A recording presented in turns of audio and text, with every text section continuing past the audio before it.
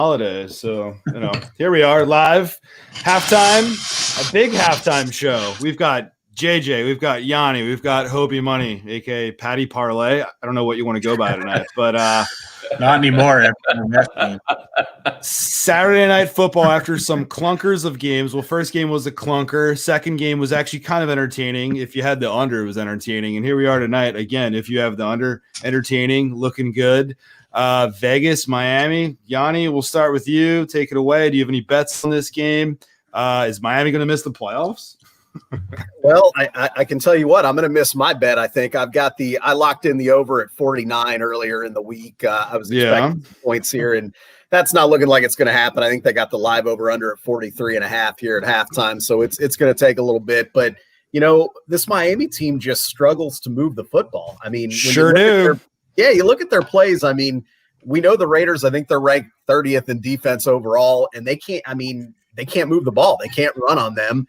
I don't think they've attempted a pass further than 7 or 8 yards downfield here. And, it's just like they labor to get there. I mean, they'd only have 3 points if it weren't for a fake punt. So I don't know. I mean, maybe they'll get it cranked up in the second half, but I think when you look at it here, I don't know. That offense just doesn't look like it's got it tonight. Doesn't look like it at all. 4.3 yards per play, 2 of 10 of 13, 45 yards. So he's like averaging 4 yards per attempt. It's dink and dunk, 3rd and 5. He's doing, 3-yard attempts. It's not what they need right now. And if they were to win this game, I'm thinking, and JJ, correct me if I'm wrong, Yanni probably should too, because he's the Bills fan. But should Fitzpatrick start in week 17 if they pull this game out? Should Fitzpatrick come in the second half? I mean, Miami's in this. They have a playoff spot right now. They control their own destiny. I mean, and it's not looking good. The game plan's not looking good.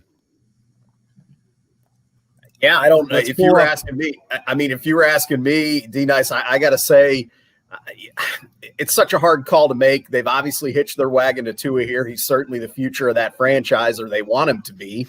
I think he's played okay as a rookie. He's actually, gotten them in the win column. He's done okay, hasn't turned the ball over a lot, but it really just depends. Do they want to get into the playoffs? If they do, if I'm head coach, I'm putting Fitzpatrick in. I think he gives them the best chance to win tonight and next week. Now, they could be looking at it. They could be looking at it and say, hey, even if we make the playoffs, we're probably not really making anything happen this year. So let's just keep rolling with Tua. I think more than likely that's what we're going to get. We're going to see their hitch to Tua here, and they're riding with it, win, lose, or draw. I hear you. Second half. We'll discuss this here. Second half right now. This is Bookmaker. Dolphins -3.5. Second half. Over under 24. Does the over under to 24 seem a little high to you, Hobie? For the second half? Second half 24. So we're 13-6 right now. Yeah, I mean, the way it's been going, it seems like it would be, but obviously we have no idea what the coaches are going to adjust to at halftime. But like Yanni was saying, 4 yards of pass. Dolphins doesn't look like they have much spunk. The only reason they got any points was the fake punt. So I would bet under. I have the Raiders money line in the game. So Raiders money line. I took that earlier today. Nice. So I have that. I also am probably going to take the Raiders spread in the second half. I have it at 4 right now on DraftKings, but if you have it at 3.5 somewhere, might hop on that. 3.5 Bookmaker. DraftKings is at 4 + 4. Mm-hmm. Yeah, if you think that the Raiders keep doing what they're doing, or that Tua keeps, not performing how he should perform, that's not a terrible bet either. We can pull up some team total options also, but if you think that this is going to keep going how it's going, and JJ, tell me what you're thinking too. But actually, FanDuel is +4.5 for Miami. That's interesting. +4.5. Wow. Huh. Let's look up some team totals. JJ, do you have any action on this game? I do. Now, here's what's up with me. I had a small bet that I made Sunday night when it opened, and it was -2. So I have Dolphins -2, which I'm extremely unhappy with. But at the same time, I did do a live bet in the first half for under 47.5. So I want to sweat this second half out and see if they can keep it tight.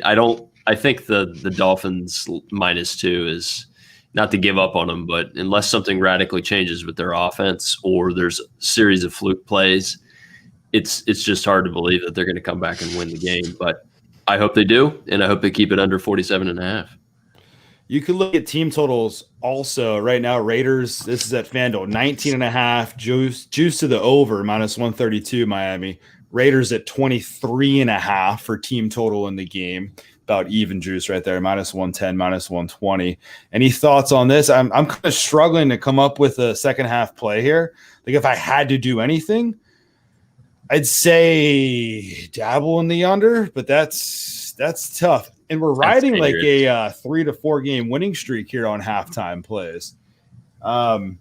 Yanni, any thoughts on second half? I mean, just because it was low scoring first half doesn't mean that they'll switch it up a little bit.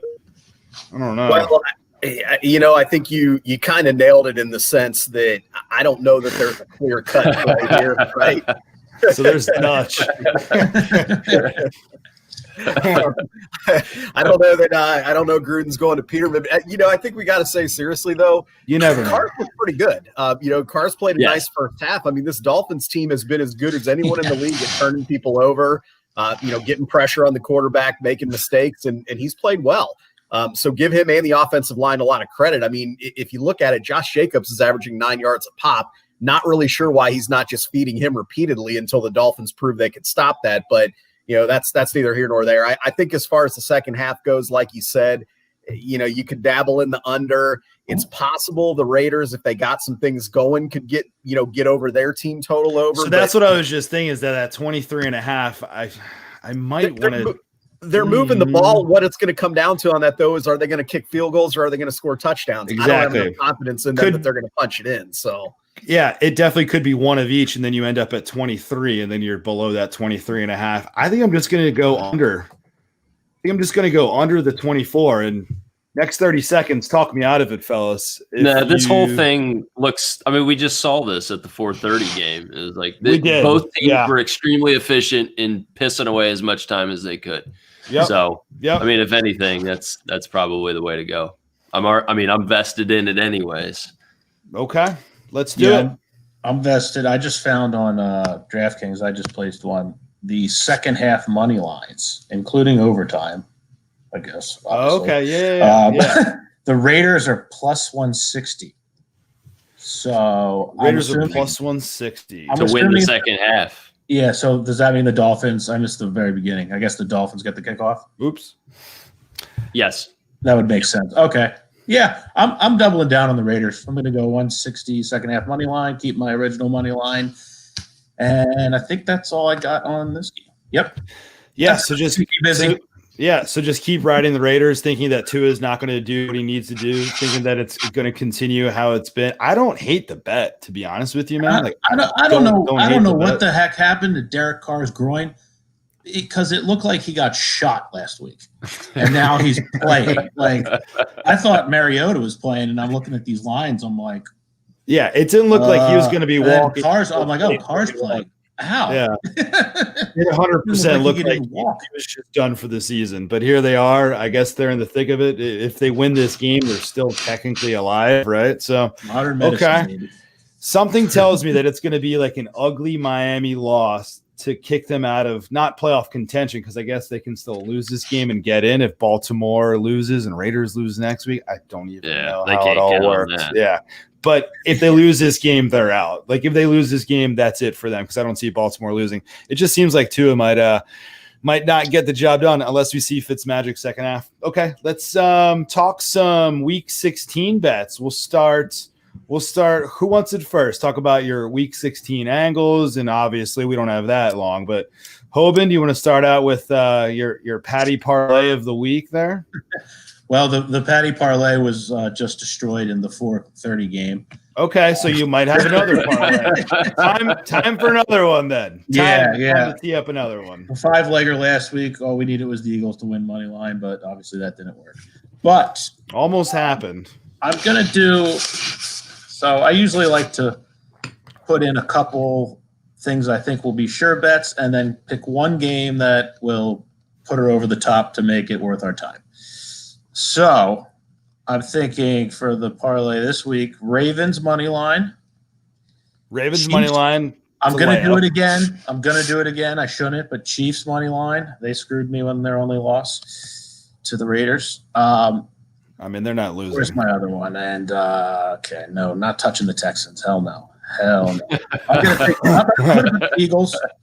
Eagles as my third. Yeah, how about play. the Eagles are up to 3-point favorites? That was a pick to start out last Sunday or Monday. Yeah. That's a 3-point game. I don't know if I mean, they could lose, but I really It opened Dallas -2 on Sunday, and I thought, did wait, it? See, I get didn't outta even here. see that. So that got bet Yeah. immediately. Oh, that got bet hammered. immediately because I saw a pick. I Wow, hesitated. it got hammered. Yeah. Okay. But just to wrap it up, of the final leg. Yeah, because I I've disrespectfully been looking at cut you off. this. I've been looking at this game. Oh yeah, no worries. I've been looking at this game, and I'm just going to go for it.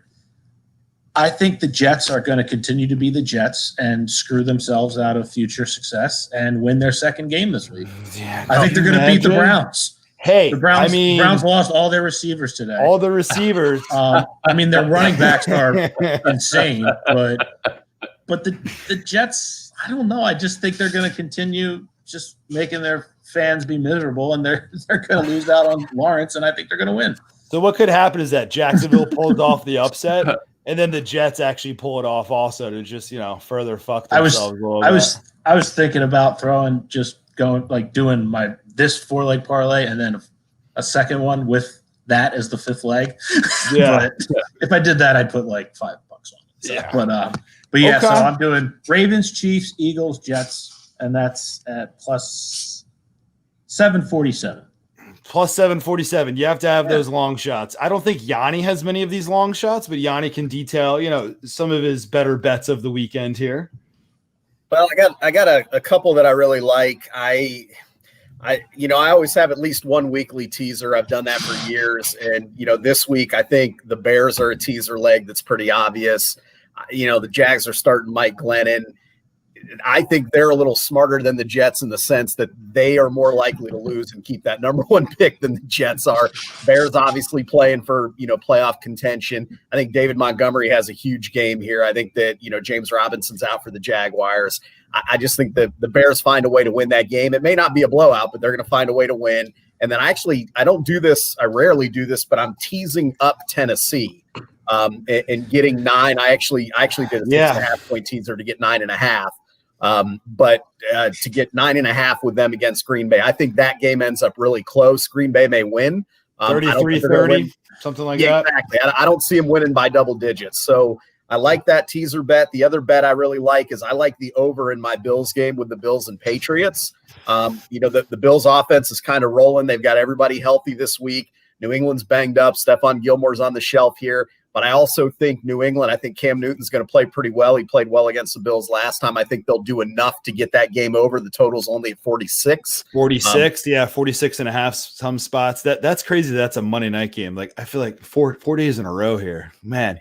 Yeah. So those are the two I Wow. like. And then I'll throw you one extra one here. I love the Ben Roethlisberger under prop on his yardage against the Colts. It's at 272.5 roughly.